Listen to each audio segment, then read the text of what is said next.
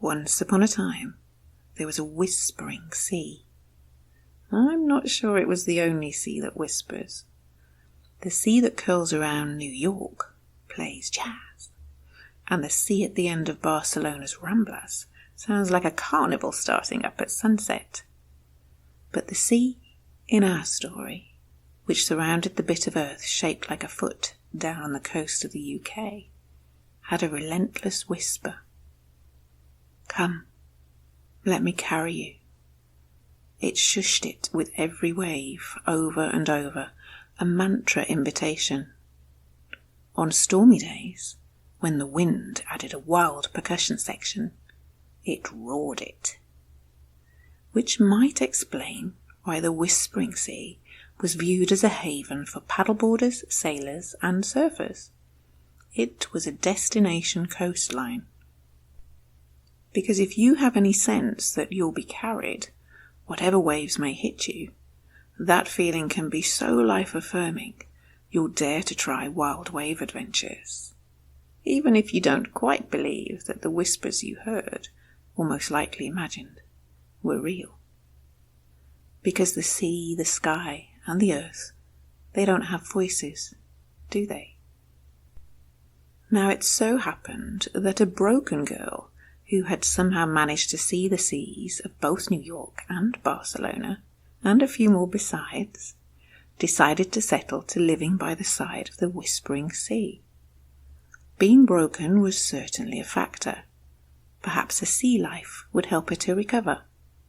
Many a trip has been taken, likely for millennia, to set up camp beside the soothing waves of the sea. So the broken girl upped sticks and set down roots for a new sea life, overlooking a bay and a beach, and a boatyard too. She wasn't the sort to do things by halves, and she really needed a life reboot. But life has its own timings, and will not budge from them no matter what your agenda might be. And the broken girl was unwitting that the breaking had really only just begun. Her body had a journey plan that it was going to drag her on. Sometimes it's best not to know where you're going. But at least she was by the sea, right? And such a wonderful sage green sea, the likes of postcards and pensioners' dreams and pole dark. And the sea's whisper must have been some comfort to her. Come, let me carry you. Surely that helped. You would think. All I will say, for it is a tale too sad to tell in all its truth, is that when the broken girl lay in her bed for weeks, or was it months? I forget. The sea's whisper became a devastating temptation. It pulled and offered an escape route to end the crippling pain, to disappear, to be carried to its depths, as the journey she was on was so dark and deep. It really couldn't have been any worse. At night, the sea mist crept through the crack in her bedroom window, entwining with her fingers and tugging at her hand.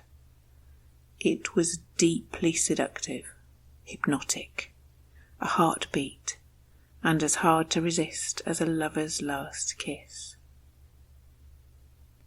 In this place of lucid madness, for the thought was clear and sensible, and yet insane, the broken girl repeated one idea over and over to drown out the Whispering Sea's invitation.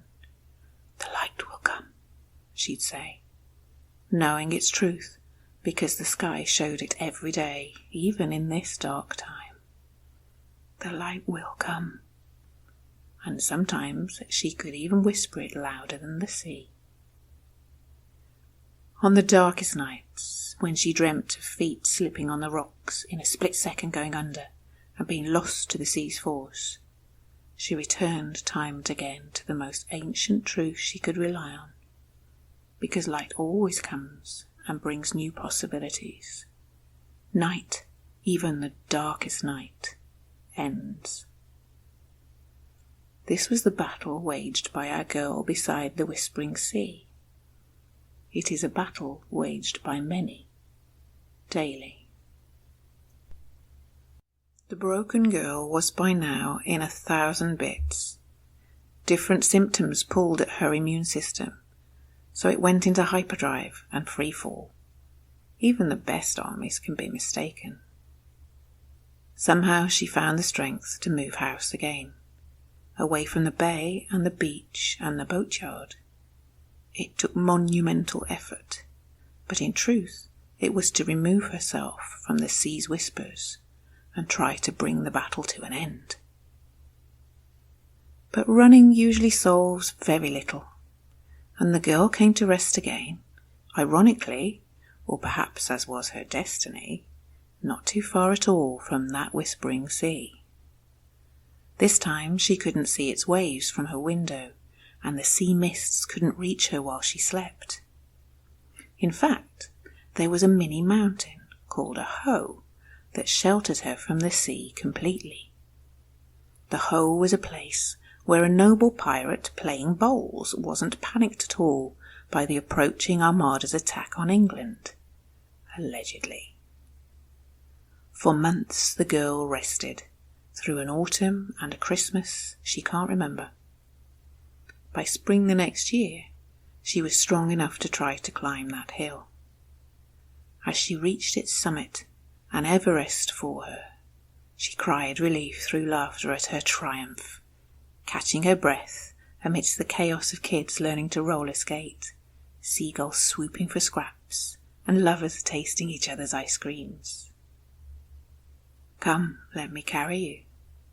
It was the same sea on the other side of the hoe, and it still whispered. "Not yet," whispered the broken girl, winking at the noble pirate's statue. She had resisted panic, too. But this is not the end to our story. All stories weave on. I'm sure you know that truth.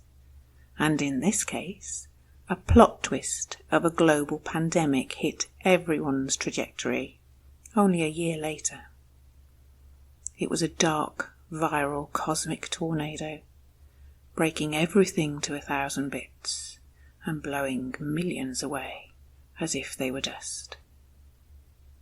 And the broken girl got a battering, flotsam in the viral whirlwind. Who wasn't at that dark time? All immune systems now at risk of hyperdrive and free fall.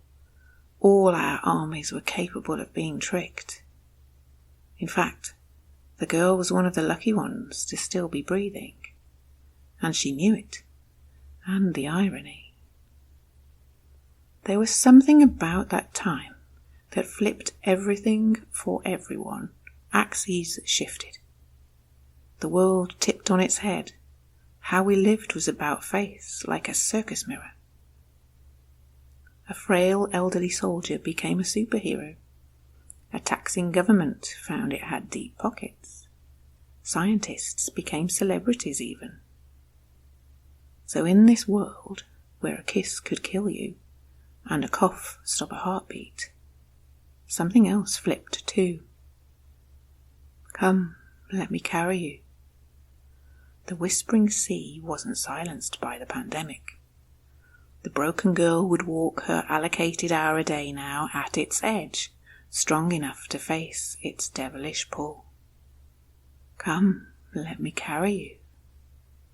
"No, you won't," she'd whisper, although the pull was growing again, undeniably, as it was for many others too, who'd lost businesses, health, beloveds, hope.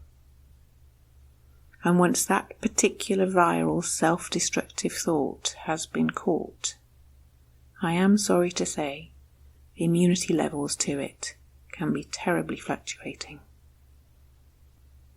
But one bright day, at the height of summer, when the hours of light far outnumbered the dark, a spark fired in the broken girl's brain. Could I be resilient? It had become a buzzword of that time. With tentative steps and a "ooh" as the cold waves pushed into her core, the broken girl dared to step into the whispering sea one day. Now, this took many days to do, and enough self-talk to judge her a lunatic.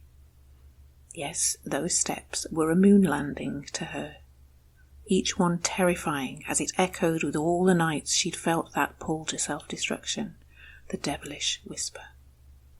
In those first seconds of entry, all those dark, misty nights replayed in her mind, cascading like playing cards, shuffled by a trickster.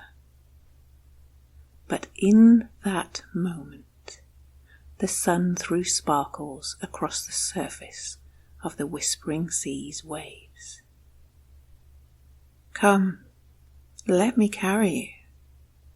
And the tone of the whisper changed, as devilish whispers do when you face them. The girl slipped under and swam through the waves of panic, as if her life depended on it. You might say that it did, but that would be dramatic, wouldn't it? Probably it was just that the broken girl could move now in water in a more supported way that helped her muscles, bones and organs find a different alignment and helped her on the road to recovery. Unlike cardio and, ironically, Beachbody fitness DVDs had. Yes, that'll be it. The sea certainly carried her in that way. But I will say that with every single swim, even and perhaps especially the scary ones that did nearly carry her away, the girl became a little more herself than she had been in decades. In a time of isolation bubbles, she bubbled with the sea, the sky, and the sandy earth her toes felt for, as she was wise not to swim out of her depths. And yet, even in its shallows, the sea carried her far from the darkest times that had trapped her for far too long. In a year that hung heavy as a body from a noose across the world, medieval even, she felt lighter, more trusting of life, and whatever waves would hit her. You might say the sea turned the light on inside her. But we all know the sea, the sky and the earth don't have powers like that, do they? Playing jazz or starting up a carnival are more likely. Maybe the most that we can say is this story shows the sea can give life as much as it can take it. Most things are a mix of good and bad. Life certainly. Let's hope, if we get to look back, a virus will have prompted more life-giving possibilities than the devastating life-taking havoc it has plagued. Let's hope as if our lives depended on it. And come swim with me any time in my whispering sea.